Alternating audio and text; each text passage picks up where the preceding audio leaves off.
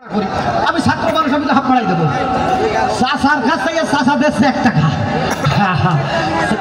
Supervisor কথা, চাষা আপনি কোন জায়গা যাবা? তো চাষা বললো ও সেইটা জেনে যাবে, আমি সেটা যাবো। আরে মহাযন্ত্রণা, বেকার স্বল্প ছাত্র মানুষ তো হাত বাড়াই দেবে 2 টাকা, তুমি 1 টাকা খেয়ে দাও। চাষা কয় ও ছাত্র, হ্যাঁ ছাত্র। ওরে ছাত্র যদি 2 টাকা দেয়, আমি যে ছাত্র রাখবো আমি কত দেবো? হ্যাঁ রে, এই কথাটা এই জন্য বলেছি, ছোট ছোট ভাই বোন তুমি করেই বলি, যেহেতু তোমরা আমাদের বয়সের ছোট। আমাদের বাবা আমাদের মা একটা শিক্ষা দিয়েছে, ঘাটের ভাড়া মারবা না, বাসের ভাড়া মারবা না। তার মানে কি, সন্নির উপর ভাসতে ভাসতে যাই তো আমরা বাসে উঠে, আমার কাছে যদি না থাকে সুপারভাইজারকে যদি বলি ভাই প্লিজ আমার কাছে নাই, সুপারভাইজার আরো আদর করবে, মিথ্যা বলার দরকার নেই। কি বাচ্চারা বুঝতে পারবো আমার কথা? আজকে একটা সত্য কথা বলে দেয়, আল্লাহ মাথা রাখলে আবার হয়তো দেখা হবে। দোয়া করি আপনাদের আল্লাহ হায়াতের স্তর সুস্থ রাখুক, ইনশাল্লাহ নেক হায়াতের স্তর। আজ একটা কথা হয়ে যায়, সাবধানে কথা হয়ে যায়, পারলি আমার মতো 4টা বিয়ে করবেন, না পারলে একটা বিয়ে করবেন, আর যদি তাও না পারেন রোজা রাখবা। এখন মূল কথা দেখেন ভাই, হঠাৎ করে ভাই আমেরিকায় গেলাম, আমি চিন্তাও করতে পারি না আমি আমেরিকা চলে গেছি। জ্বর পরে বাবু বাংলা কথা কওয়া লোক খুঁজতেছি, কোনে একটা বাংলা কথা কওয়া লোক পাই কম তো। তাকিয়ে দেখি মাইকেল জ্যাকসন চা খাচ্ছে, চার দোকানে। আরে দেখ ভালো হইলো, ও শিল্পী মানুষ, কথাকে মজা হবে। ও হো মাইকেল জ্যাকসন না গো, ও তো মরে গিয়েছে। তবে হ্যাঁ, ওনার জন্য ইনশাল্লাহ দোয়া করি, আল্লাহ ওনার আত্মায় শান্তি দেবেন। তার কারণ উনি আমার মুসলিম ধর্ম গ্রহণ করার পর উনি মারা গেছেন, আলহামদুলিল্লাহ। তো ধরেন রক্সি, যা হয় যাক, রক্সি চা খাচ্ছে, আমি মনে করলাম রক্সির সাথে বাংলা কথা কব। রক্সি চা খাচ্ছে এরম কাছে, খুব চমড় বেজেছে মারি আমার এরম কাছে। তা আমি চিন্তা করলাম কিছু একটা কবে, ও আল্লাহ ফট করে কাছে ক্যারিলিস, যেই কইছে ক্যারিলিস আমার মাথা খারাপ, আমরা বীরের জাতি, আমরা বাঙালি জাতি। তখন আমি বললাম হা কি চলে সিচিং ভাগ। তখন ও কচ্ছে ওকে ওকে, আমার শোনো না, আমরা বাঙালি জাতি, আমরা বীরের জাতি, আমরা হাত রাজি না।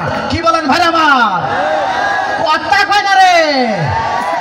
থাকতে যদি না চাই বউ তোর, মারে কি হবে তালাক দিয়ে দে। ভালোবাসবি যতই তারে, তোরে কাঁদাবে রে হায়দার, তোরে কাঁদাবে। ছেলে মেয়ে ফেয়ে থুয়ে, কে ছেলে মেয়ে ফেয়ে থুয়ে পালিয়ে তালাক দিয়ে দে। না, আমার সম্মানিত মা বোন এখন আমাকে বোকা কান্টা বলে গালি দিচ্ছে আপনাদের জন্য। জানেন আপনারা, ওই মায়ের পেট থেকে আপনি এসছি তো। এখন আমি কিন্তু আমার মা বোন আপনাদেরকে বলি নাই। হ্যাঁ, আমরা একটা নাটক বানাইছিলাম, বেয়াদবি নেবেন না, বলা ছিল বাপ মালয়েশিয়া মা করে পরকিয়া। কথা কয় না রে? আমরা সেই বোনের বিরুদ্ধে কথা বলছি, সেই বোনের অনুরোধ করছি, বোন গো আপনি আমার বোন, মা গো আপনি আমার মা। যদি আমার কোনো বোন, যদি আমার কোনো মা এই পথভ্রষ্ট হয়ে যায়, তার ফিরিয়ে আনার দায়িত্ব আমার আপনার সকলে। কথা কয় না রে? লাইনে এসেছেন, আল্লাহ ভালো জানে। আচ্ছা, আর একটা কথা কই, হ্যাঁ, ধরুন আমাদের বাংলাদেশে একজন বিখ্যাত শিল্পীকে আমরা হারিয়ে ফেলেছি, এন্দ্র কিশোর।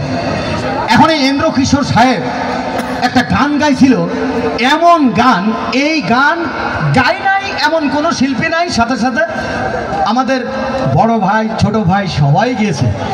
কি গান বলেন তো?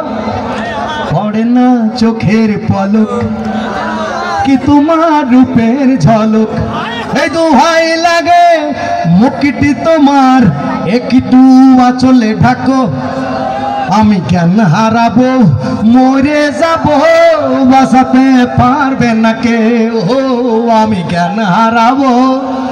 বুঝেছ না? উনি কিন্তু জ্ঞান হারিয়ে চলে গেছে।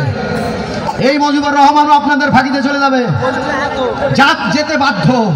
ফিরাউনও সময় পাইনি, আমিও পাবো না। তো ওনার এই গানটা না, আমরা যারা পাইটিও শিল্পী আছি, মানে মাঠে গাইয়ে ফাঁস, তারা কি করলাম, এক এক শিল্পী এক এক রঙ হওয়ার চেষ্টাটা করলাম। কিভাবে আমার আব্বাস উদ্দিন আহমেদ যদি বেঁচে থাকতো কিভাবে গাইতো, পরে না যে সখের বালক কি তোমার রূপের ঝলক, ওই আমি জ্ঞান হারা,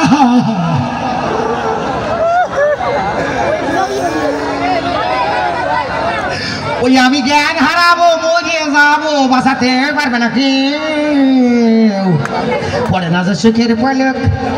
দেখেন এমন একজন শিল্পীর গান গেয়েছে, এই শিল্পী বিখ্যাত শিল্পী।